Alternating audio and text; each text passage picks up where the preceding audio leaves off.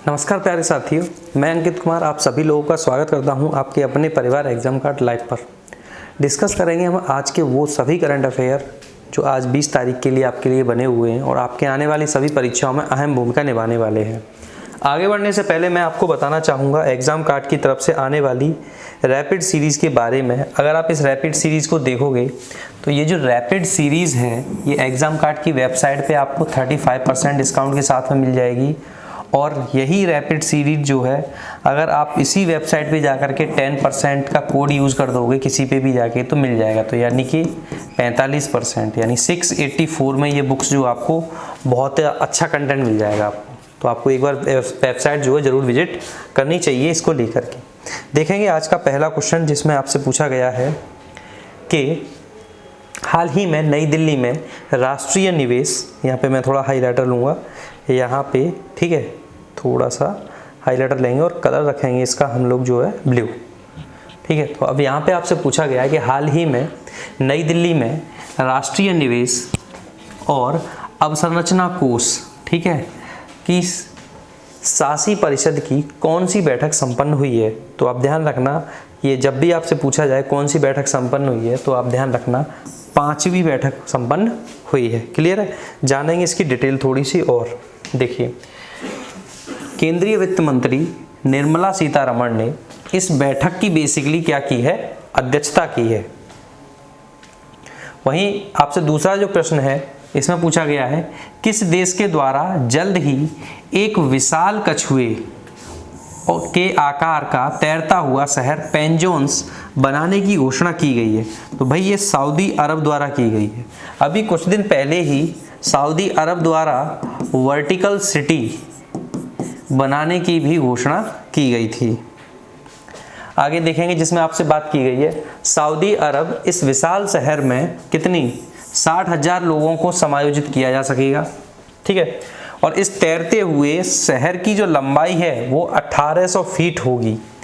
अपने सबसे चौड़े बिंदु पर 610 मीटर का होगा, यानी कि लगभग 2000 फीट का होगा। आगे है इनमें से किस राज्य में डोडा बसवत्रा के लिए तेप्पोत्सव ऐतिहासिक कैंप बुद्धि झील पर आयोजित किया जाएगा।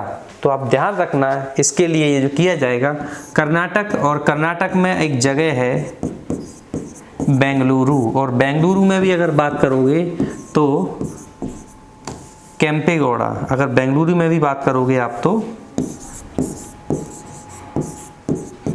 केम्पेगौड़ा। क्लियर है।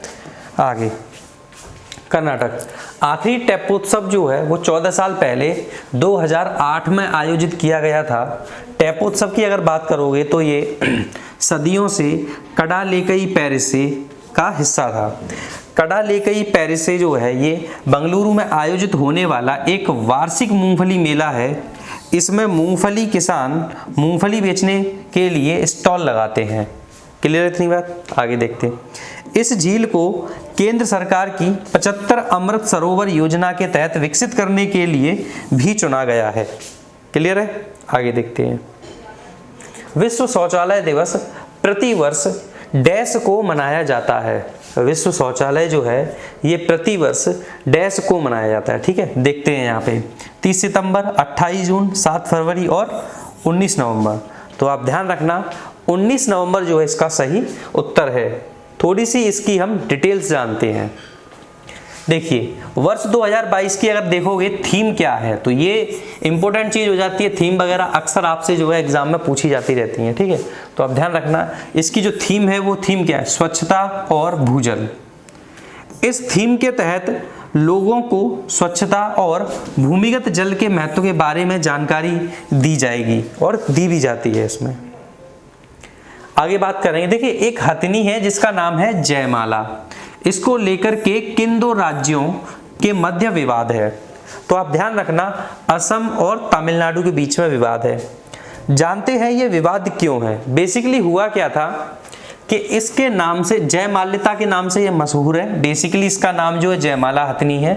2011 में पट्टे पर असम के तमिलनाडु से जो है इसको स्थानांतरित किया गया था, यानी एक मंदिर में ले जाया गया था। असम द्वारा तमिलनाडु पर इस हथनी को जो है प्रताड़ित करने का आरोप लगाया गया है, ठीक है। तो अब इसके चलते जो पेटा है, अभी बताऊंगा मैं इसके बारे में सारी डिटेल कि पेटा क्या है, किस तरीके से ये काम करता है। तो पशु अधिकार संगठन पेटा इंडिया ने कहा है कि जयमाला लगभग 1 दशक से तमिलनाडु के श्रीविल्लीपुथुर नचियार थिरुकोविल मंदिर में, यानी इस मंदिर की जो है ये अवैध हिरासत में है, यानी कि वैध नहीं है, अवैध हिरासत में है। पेटा इंडिया की अगर बात करोगे तो इसका पूरा नाम है people for the ethical treatment of animals. ये मुंबई में स्थित जानवरों के अधिकारों के लिए कार्य करने वाला एक संगठन है और इसे जनवरी 2000 में लॉन्च किया गया था। कब लॉन्च किया गया था? जनवरी 2000 में। आगे देखेंगे, पेटा इंडिया मुख्य रूप से उन क्षेत्रों पर ध्यान केंद्रित करता है जिनमें जानवर बड़ी संख्या में पीड़ित होते हैं। अब जानवर बड़ी संख्या में कहाँ पीड़ित होंगे? तो देखो, या तो प्रयोगशालाओं में होंगे, या खाद्य उद्योग में होंगे, या फिर वो चमड़े के व्यापार में होंगे, या फिर वो मनोरंजन व्यवसाय में होंगे। क्लियर है? आगे प्रश्न है आपसे जो पूछा गया है, बाली यात्रा भारत के किस राज्य में वार्षिक रूप से आयोजित की जाती है? तो आप ध्यान रखना, जो बाली यात्रा है ये वार्षिक रूप से उड़ीसा में आयोजित की जाती है। कहां पर आयोजित की जाती है? तो उड़ीसा में आयोजित की जाती है। देखिए, बाली यात्रा भारत के सबसे बड़े ओपन एयर मेलों में से एक है। इसका आयोजन हर साल किया जाता है। यह मेला प्राचीन उड़ीसा के बाली के साथ साथ अन्य दक्षिण पूर्वी जो एशियाई क्षेत्र हैं जैसे जावा, सुमात्रा, बर्नियो, म्यांमार और श्रीलंका के बीच 2000 साल पुराने व्यापारिक और सांस्कृतिक संबंधों का आयोजन है। आगे देखेंगे, बाली यात्रा जो है कार्तिक पूर्णिमा के शुभ दिन से शुरू होती है। बाली यात्रा को करने वाले मुख्यतः व्यापारी होते हैं जिनको साधवा कहा जाता है। जिनको क्या कहा जाता है? साधवा कहा जाता है। इसको यात्रा को जो करते हैं वो कौन करते हैं? व्यापारी करते हैं। इस समुद्र पारी यात्रा करने के लिए जिन नावों का प्रयोग किया जाता है उसको बोयता कहा जाता है। उसको क्या कहा जाता है? बोयता कहा जाता है। आगे क्वेश्चन नंबर 7 है जिसमें आपसे पूछा गया है, एटीपी रैंकिंग में नंबर 1 पर पहुंचने वाले सबसे कम उम्र के खिलाड़ी कौन है? तो कार्लोस अलकराज जो है वो पहले खिलाड़ी हैं।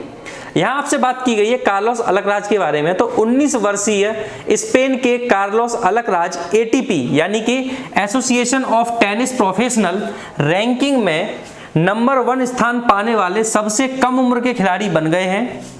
आगे थोड़ी सी बात करेंगे इनके बारे में। तो एसोसिएशन ऑफ टेनिस प्रोफेशनल यानी कि इसे 1972 में पुरुषों के पेशेवर टेनिस खिलाड़ी के लिए स्थापित किया गया था। आगे की अगर बात करोगे तो यह दुनिया भर में पेशेवर पुरुषों के टेनिस खिलाड़ियों के लिए विभिन्न टूर्नामेंटों को आयोजित करता है।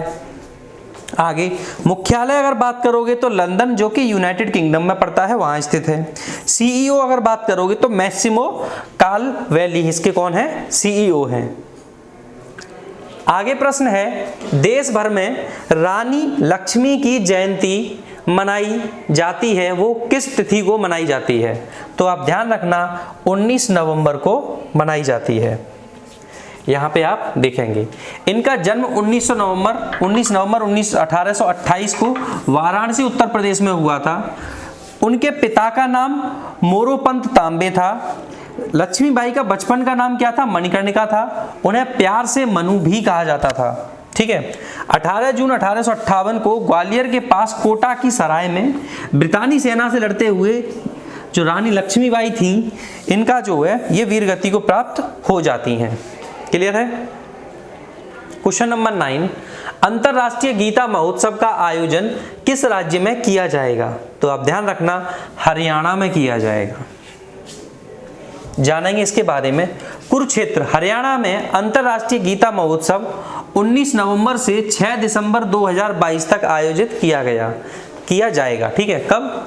19 नवंबर यानी आज है, तो आपके लिए तो मतलब 20 को अगर देखोगे तो हो चुका है ये तो, है ना। देखिए, राष्ट्रपति द्रौपदी मुर्मू 29 नवंबर को कुरुक्षेत्र के ब्रह्म सरोवर में गीता यज्ञ मुख्य कार्यक्रमों का औपचारिक उद्घाटन करेंगी। 19 नवंबर से 6 दिसंबर तक सरस एंड क्राफ्ट मेला भी आयोजित किया जाएगा। क्वेश्चन नंबर 10, हाल ही में 5वां प्राकृतिक चिकित्सा दिवस कब मनाया गया? 5वें की बात की है तो 18 नवंबर। कब? 18 नवंबर। प्राकृतिक चिकित्सा के फायदों के बारे में लोगों को जागरूक करने के लिए और लोकप्रिय बनाने के लिए हर साल 18 नवंबर को प्राकृतिक चिकित्सा दिवस मनाया जाता है। ठीक है। वर्ष 2020 की अगर थीम की बात करोगे तो नेचुरोपैथी एक एकीकृत चिकित्सा है। क्लियर है? आगे देखते हैं। तो ये थे आज के मोस्ट इंपोर्टेंट करंट अफेयर जो आपकी आने वाली परीक्षाओं के लिए इंपॉर्टेंट है। ये हमारी मैगजीन है जो आपको मार्केट में अवेलेबल है, आप बुक स्टोर पर भी है और आप ऑनलाइन भी इसको ऑर्डर कर सकते हैं। आपसे मुलाकात करेंगे अब 21 तारीख की करंट अफेयर के साथ में। तब तक के लिए थैंक यू वेरी मच।